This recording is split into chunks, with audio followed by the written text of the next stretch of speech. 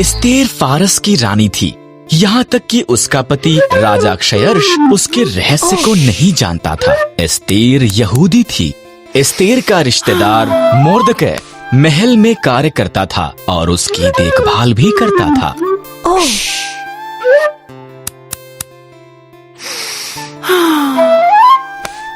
राजा क्षयर्ष के सलाहकार हामान ने एक बड़े इनाम को प्राप्त किया। वो बहुत घमंडी था। मोर्दकै के सिवा हर कोई उसके आगे सिर झुकाते थे। हामान अपमानित हुआ। उसने मोर्दकै और सभी यहूदियों को मारने की प्रतिज्ञा की।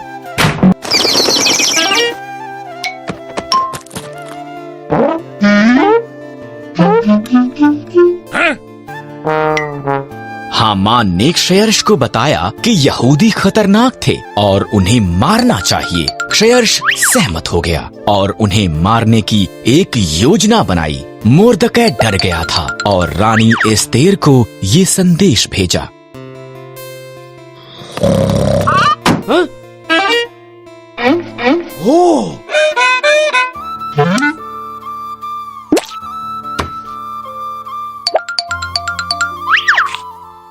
राजा के मन को बदल। मोर्दकै ने कहा, अगर मैं उसके निमंत्रण के बिना जाऊं तो वो मुझे भी मार देगा। एस्तेर ने जवाब दिया, शायद तो इसी पल के लिए रानी बनाई गई थी। मोर्दकै ने कहा।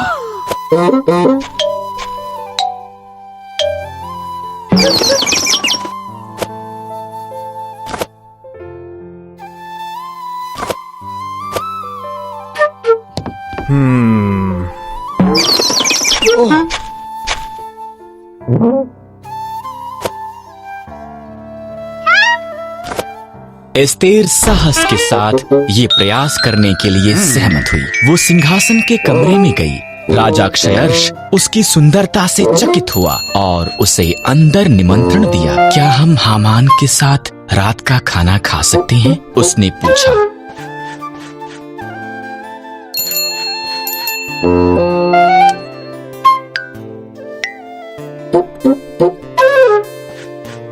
हामान उसके पिछले आंगन में एक बड़े खंभे का निर्माण कर रहा था। उसने इस पर मोर्दकै को मारने की योजना बनाई थी। तब राजा का निमंत्रण आया, इसलिए हामान रात के खाने के लिए महल में गया।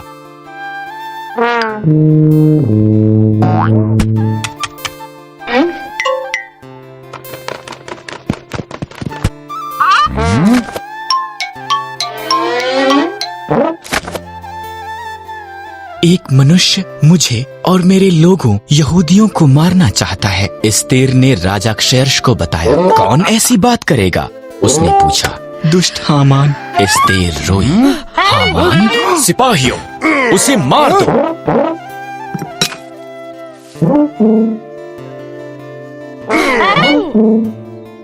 इस तरह हामान उसी खंभे पर टांग दिया गया जो उसने मोर्दकै के लिए निर्माण किया था। एस्तेर के कारण यहूदी बचाए गए थे। उन्होंने एक बड़ा त्योहार मनाया जिसका वो आज तक भी जश्न मनाते हैं।